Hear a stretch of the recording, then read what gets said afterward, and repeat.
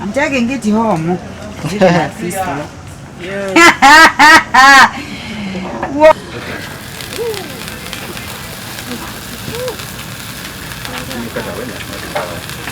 Sipoga obulamu bwange sibwejjusa bannange. Bwesingamu omusajja omulungi. Musajja. Nga ye tuyagala mwogerako nnyo. Ng'okiyita ku ngo. Musajja yabino. Ani? Mr. Samuel. Mr. Samuel. Ye taata wa Aliya. Kale munda. Randy. Mwene. Berimu. Gwe tumanyiga prisoma.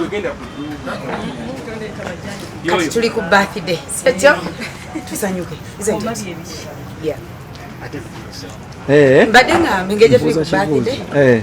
Sandra njogede. Tutegeeza bw'oyogera ku musajja wo onyiiga. Tutegeeza bw'oyogera ku musajja wo tosanyuka.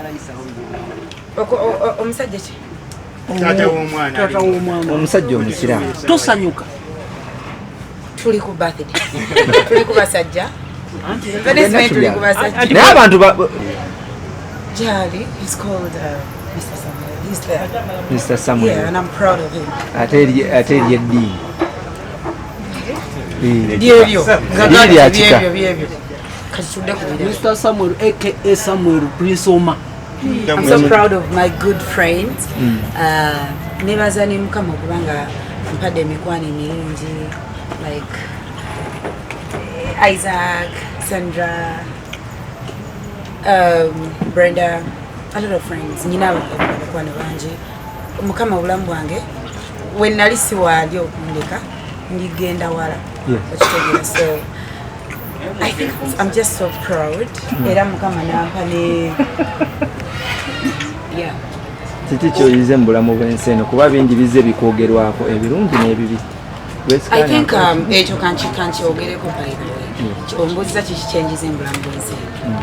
Njize okwagala ennyo abantu abanjagala abandaga nti banjagala nendekerawo okubayignoringa nendekerawo okupaala n'abantu beninga oba eyesibako obwesiri bwetu.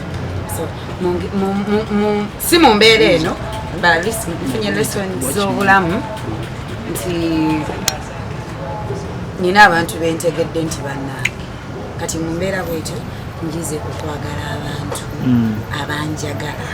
Yes. Actually ne mu family yange nafunamu die hard ka brother kangaako kataata katuuka ekiti okitegeera kati eno embeera enjigiriza nnyo emikwano n'enjigiriza family n'enjigiriza ebintu bingi. Ebiseera ebisinga tulaba oba ebigambo byetujja oba ebibuuzo ebifuna mu bafaanizi bammwe abamu ku bafaanizi bo bagamba oli mukyala mulungi naye tukoonoona ttamiiro onyonnyo omulai nkulabikira nga atamidde anti we bagamba ekituufu kyekiri anti gwandaba ntuuza nkulabikira leero ayinza okuba totamidde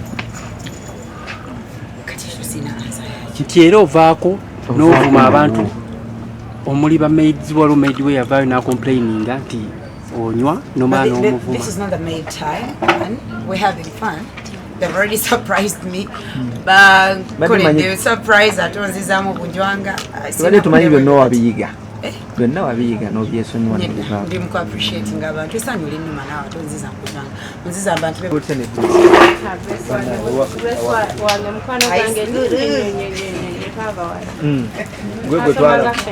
Gwe twalabaako baby shower ye oyo agitegese birthday bagitegese oba omwami yayitidde muggu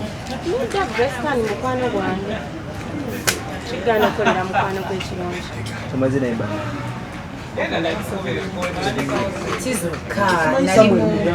I think twali mu high school yamusembe oba omwami gwayogeddeko awo muganda awo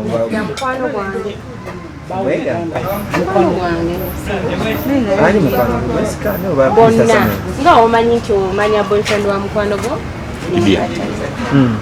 Obanda bino yabikoze. Nze butumi tukulira amazima ebikoze ffenna kale programu ya pension mubikoze nani Muyimbi wa ggwanga tomanyi muwulira muyimbi wa ggwanga naye ate wanajja ggwanga bakuseetinze ejja okolera omwana wa nsoma ffe tetumumanyi nti ebitukwatako ebintu bye omutuufu yani ansi omwami wa kisali beri amakwata Mr. Sam amulala